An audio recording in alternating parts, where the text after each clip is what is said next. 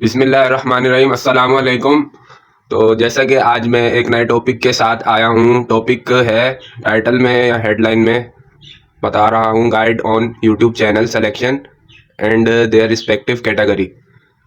इसमें दो वर्ड्स इस्तेमाल किए हैं मैंने हेडलाइन में। पहला है सिलेक्शन और एंड, साथ में ही आगे मैंने थोड़ा बढ़ाकर लिखा है कैटेगरी।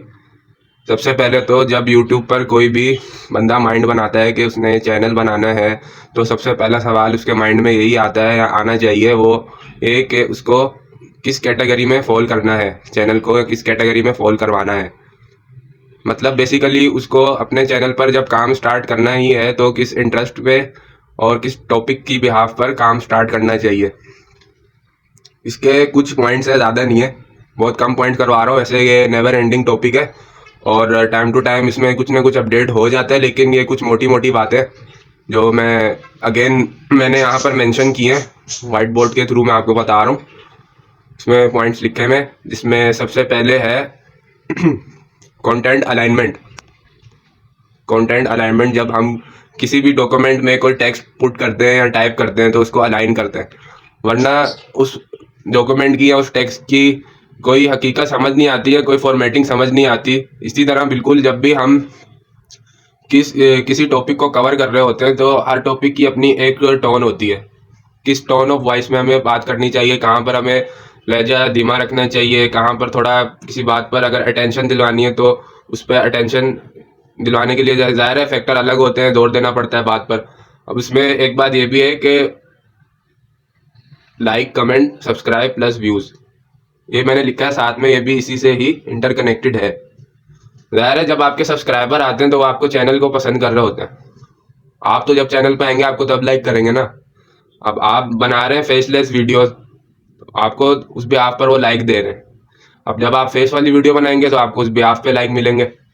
कॉमन सेंस की बात है। कमेंट्स क्यों दे रहे होते हैं, ज़ाहिर है आपके कंटेंट में कुछ ऐसा होता है तो वो कमेंट सेक्शन में भी आते हैं और अपनी राय का इजहार करते हैं। आपके कंटेंट में कुछ है ही नहीं तो वो डॉट बना के तो नहीं चले जाएंगे ना, कमेंट सेक्शन में कुछ ना कुछ तो लिखेंगे। दूसरा है, इसमें वैसे एक और भी है, इसको भी कंसिडर कर ले, ये मिस आउट ना हो जाए। Bird eye view. Bird eye view को लिखा है, थोड़ी अजीब सी बात लगेगी लेकिन मैंने यहाँ पर ऐड किया आसान करने के लिए। जब कोई परिंदा निकलता है ना शिकार पर, तो पहाड़ की चोटी से देखता है कि मैंने अपने शिकार को किस तरह दबोचना है। देन वो अपने शिकार को क्या करता है, और यहाँ पे आप शिकार को ऑडियंस समझ सकते हैं। तो वो परिंदा अपने शिकार को क्या करता है, टारगेट करता है कि इसको इसका वीक पॉइंट क्या है।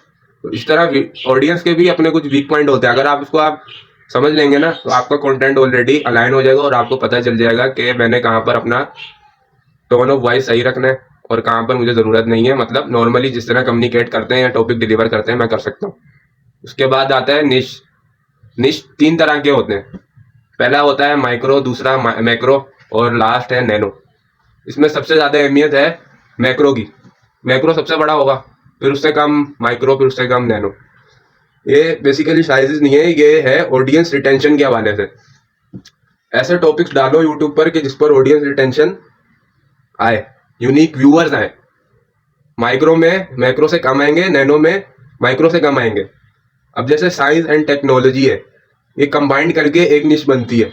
साइंस और टेक्नोलॉजी अलग नहीं है। आप यूट्यूब में कोई भी इस हवाले से वीडियो डालेंगे तो इस कैटेगरी के अंडर में फॉल करेगी। आप हेल्थ एंड लाइफस्टाइल के बारे में डालेंगे तो उसमें कैटेगरी में फॉल करेगी। आप जिस तरह फूड के बारे में डालेंगे तो उसमें कैटेगरी में फॉल करेगी। इस तरह मिल मिलाकर बहुत सारी कैटेगरी और निश बन जाती है। अब फूड में आपके कोल्ड ड्रिंक, ड्रिंक्स और मुख्तलिफ तरह के आ जाते हैं। साइंस में एनिमल्स आ जाते हैं, पेट्स आ जाते हैं, ह्यूमन बॉडी, एनाटॉमी और XYZ बहुत सारे टॉपिक आ जाते हैं जिसपे दिन ब दिन रिसर्च हो रही है। मेडिसिन और टेक में IT जो एवरग्रीन है, दिन ब दिन बढ़ती चली जा रही है। ऐसी फील्ड है, नेवर एंडलेस है ये। उसके बाद है, ये भी हो गया टॉपिक, दो करवा दिए मैंने। तीसरा ये है टारगेटेड ऑडियंस। ये मैं पिछली कुछ वीडियो में बार बार जोर दे रहा हूँ इस बात पर, टारगेटेड ऑडियंस। क्यों, इसकी बात मैं क्यों कर रहा हूँ। टारगेटेड ऑडियंस से ये होता है, इससे इंसान का ध्यान नहीं भटकता, उसको पता होता है मेरा चैनल ये है, इस पर मैं इस तरह की वीडियो डालता हूँ और इस तरह की ऑडियंस आकर वीडियो देखकर चली जाती है। ना सिर्फ देखती है बल्कि लाइक भी करती है, कमेंट भी करती है और फिर इन दोनों के पास शेयर भी करती है। ये तीनों मैट्रिक्स ऐसे हैं यूट्यूब के जो मेरे ख्याल से बहुत लोग ऐसे हैं जो अहमियत नहीं देते, लेकिन ये मायने रखते हैं। ये तीन मैट्रिक्स ऐसे हैं यूट्यूब के जो मायने रखते हैं। देन सबसे लास्ट में आता है अगर उसने कन्वर्ट होना है तो वो सब्सक्राइब भी दबाएगा आपका। अब कॉल टू एक्शन आपका अच्छा होगा वीडियो में तो आपके सब्सक्राइब बढ़ेंगे ना। सब्सक्रिप्शन आपकी ऐसे नहीं, आप बहुत सारे चैनल सब्सक्राइब कर लें लेकिन अगर आप खुद यूट्यूबर हैं आपके अपने सब्सक्राइबर गेन नहीं होंगे। आप दरअसल जिसको देख रहे हैं ना उसको आप सब्सक्राइब दे रहे हैं, आपको सब्सक्राइब नहीं मिलेगा ऐसे। और दूसरा ये है कभी भी आपने किसी चैनल के कमेंट सेक्शन में जाकर अपने यूट्यूब का लिंक नहीं डालना, ये इलीगल प्रैक्टिस होती है।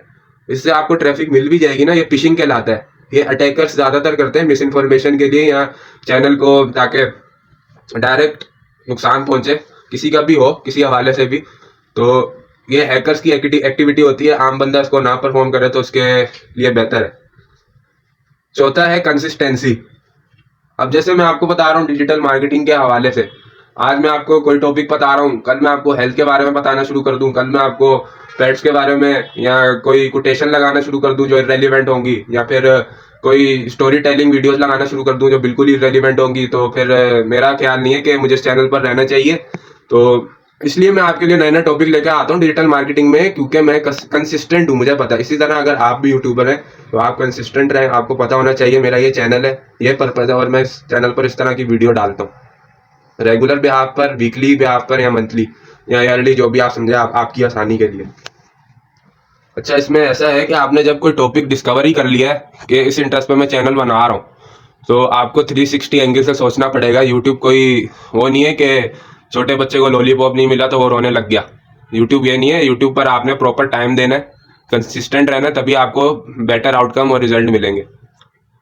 तो ये बात तो ध्यान से निकाल दे, कंसिस्टेंट नहीं रहेंगे तो कोई अच्छे रिजल्ट नहीं मिलेंगे। 360 एंगल से सोचने का मकसद यह हर तरह का टॉपिक डालो भाई, लेकिन क्या है कि अगर आपकी माइक्रो निश से रिलेटेड है ना, वो माइक्रो निश में जो आप टॉपिक कवर करवा रहे हो तो ठीक जा रहे हो, या फिर नैनो में वो आ रहा है, वो सब कुछ आ रहा है जो आप माइक्रो में करवाना चाह रहे हो, तो ठीक चल रहा है मामला। अगर आप नहीं करोगे ऐसे तो आप खुद भी भटक जाओगे और आपका चैनल भी ग्रो नहीं करेगा। इसके बाद है कीवर्ड ऑप्टिमाइजेशन। ये तो बहुत पुराना कॉन्सेप्ट है, इसको मैं क्या बताऊं, लेकिन मैंने फिर भी एडअप कर दिया। कीवर्ड ऑप्टिमाइजेशन क्या, मैंने पहले एक वीडियो बनाई है। यूट्यूब का अपना ऑटो कंप्लीट फीचर है जहां पर आप लॉन्ग टेल कीवर्ड और short tail keyword filter out कर सकते हैं और उनके टैग्स बना सकते हैं, हैशटैग्स बना सकते हैं, अपनी वीडियो में मेंशन कर सकते हैं। इससे क्या है, आपको पता ही है टैगिंग का क्या पर्पज होता है। तो ये आपको गूगल कीवर्ड से भी मिल जाएंगे, गूगल ट्रेंड से भी मिल जाएंगे, और सेमरश है, बहुत सारे प्लेटफॉर्म है जहाँ से प्रीमियम सॉफ्टवेयर भी होते हैं जहाँ से मिल जाते हैं। लेकिन ज़्यादातर ये होता है कि यूट्यूब खुद ही इतने कीवर्ड दे देता है कि कहीं जाने की ज़रूरत ही नहीं पड़ती है, किसी सॉफ्टवेयर की ज़रूरत ही दरपेश नहीं आती। नंबर 7 है क्वालिटी प्रोडक्शन। जब आप वीडियो अपलोड करते हैं यूट्यूब पर तो स्टूडियो का अपना एक ऑप्शन होता है जो सभी को पता है कि आप अपनी हाई डेफिनेशन रखेंगे या थोड़ी लोअर डेफिनेशन रखेंगे तो इससे वीडियो की पिक्चर पे इफेक्ट पड़ता है। हायर डेफिनेशन से ये होता है कि मेरे हिसाब से एंगेजमेंट रेट अच्छा होता है वीडियो का, और एचडी जो है जो थोड़ा लोअर होता है उसके पिक्सल कम होते हैं, 480px पे बनती है वो जबकि वो हाई डेफिनेशन जो होती है 720 या 1080 में बनती है, जिससे बड़ा इफेक्ट पड़ता है। पिक्चर क्वालिटी अच्छी होनी चाहिए और साउंड क्वालिटी भी अच्छी होनी चाहिए वीडियो की। 8वां है स्टे अपडेटेड। वही बात करूंगा, इंडस्ट्री ट्रेंड्स होते हैं इसमें ऐसा भी है कि इसमें ब्रैकेट में मैंने लिखा हुआ है व्हाट सर्च इंक्वायर्स अबाउट। इसमें ना तो मैंने सर्च टर्म की बात की है ना सर्च फ्रेज की बात की है, मैंने डायरेक्ट टॉपिक की बात की है। जो टॉपिक है किस तरह सर्च में आएगा और किस तरह आप इंडस्ट्री ट्रेंड से रिलेटेड वीडियोस बना सकते हैं और अपने चैनल को अपडेटेड रख सकते हैं, कहने का मकसद ये है। और हर बार की तरह आज तो मैंने आपको बता ही दिया कि किसी भी चैनल को क्यों लाइक करते हैं या सब्सक्राइब करते हैं, कमेंट देते हैं। ज़ाहिर है इसकी वीडियोस आपको कुछ वैल्यू प्रोवाइड कर रही होती हैं, आपको वैल्यू ऐड कर रही होती हैं। आप बाद में चलकर वो वीडियो इसलिए लाइक करेंगे क्योंकि आप उस चैनल के सब्सक्राइबर हैं। तो thanks for watching my video, keep like comment share and subscribe also. खुदा हाफिज़।